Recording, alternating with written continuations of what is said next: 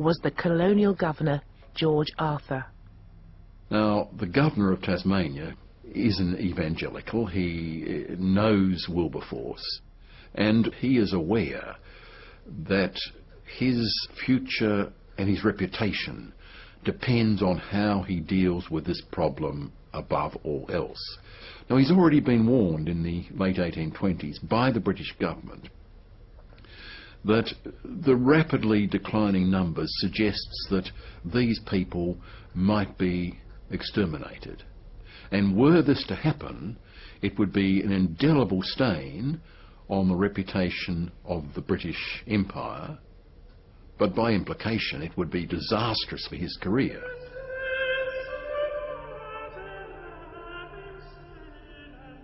Governor Arthur set out to save the Aboriginals from the violence of the settlers, and to convince them of his good intentions, he produced a poster that was attached to trees in their homelands.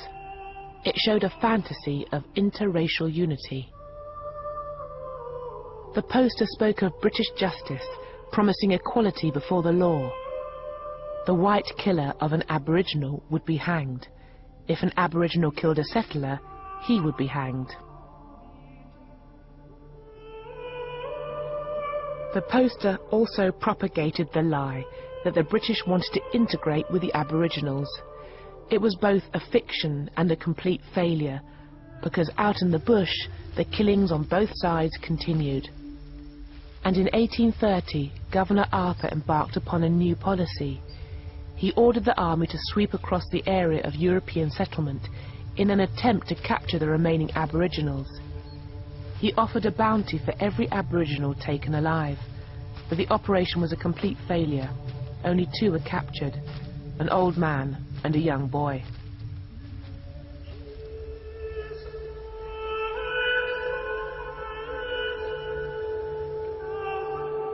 After years of guerrilla warfare, the last few hundred of the original 5,000 Aboriginals had learnt to hide themselves in the bush. Determined to save them, and determined to take their land for white settlement, Governor Arthur changed tactics. He now turned away from the army and looked instead to a missionary, George Augustus Robinson.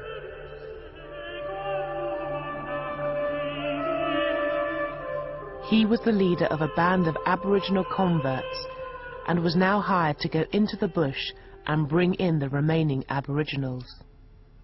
Robinson took a message that the government wanted to come to some sort of an agreement, a negotiation, a peace treaty.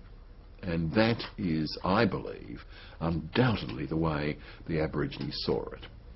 They too saw this as a way to end a conflict which they had realised they could never win.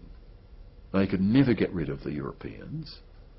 If they stayed and fought, they would be wiped out. And Robinson and his intermediaries convinced them that they should temporarily go to an island where they'll be looked after and fed, and that they will ultimately come back to their homelands.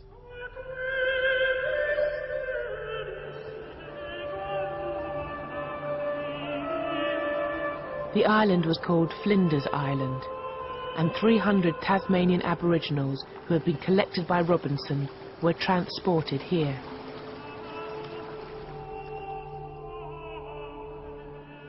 Robinson came with them in the official role of Chief Protector of Aboriginals, a job for which he was paid a total of £8,000, a small fortune in the 1830s.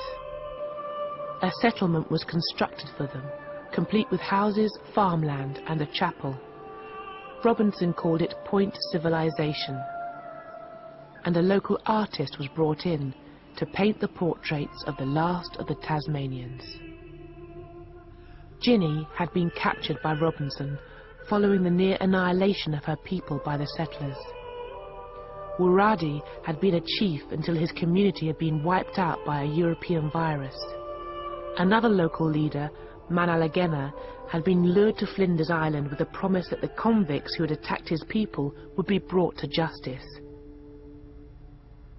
And there was Truganini, whose husband had been murdered in front of her. all of them had seen their culture almost wiped out. What little was left, Robinson now set out to erase, because Point civilization was not merely a settlement, it was essentially a factory to transform so-called savages into civilized Christians. To become a successful Christian, he believes, you have to settle down, you have to live in a village. He wants to send the children to school, he wants to teach them to plough and to sow and to become agriculturalists. Forced to adopt an alien way of life and confined to an island hundreds of miles from home, they began to succumb to European diseases and what the local doctor called dejected spirits. They die one by one by one. Children are not being born, and there must have been this enormous sense of trauma amongst them. A people that had once been strong and healthy, suffering this enormous decline within a generation.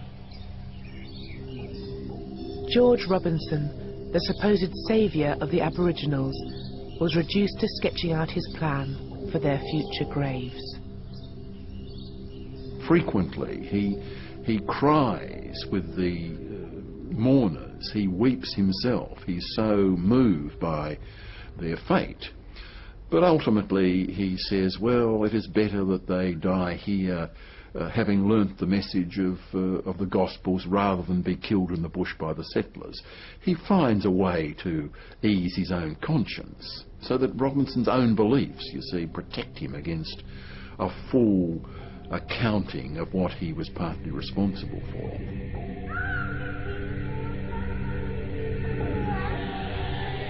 Of the 300 Aboriginals lured to Flinders Island, by the mid-1840s, around 260 were dead.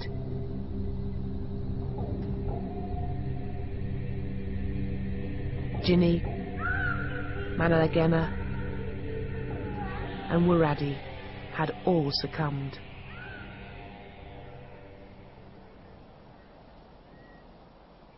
Truganini was one of the few survivors. She lived on, growing into old age.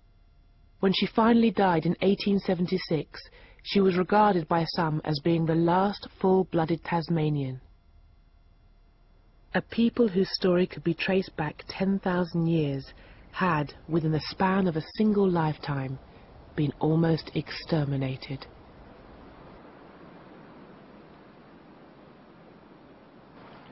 What had happened in Tasmania was far from being a unique event. Across the world, indigenous peoples were being pushed to the brink of extinction. In the South African Cape, the Khoisan peoples had been driven from their land, enslaved and killed in their thousands by British settlers and the Boers.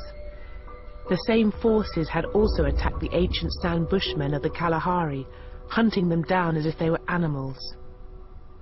In Newfoundland, the native Beothuk peoples had been completely wiped out by Europeans. And in South America, wars of extermination sanctioned by the Argentinian government were raging against the Pampas Indians. Everywhere, it seemed, white settlers were destroying indigenous peoples.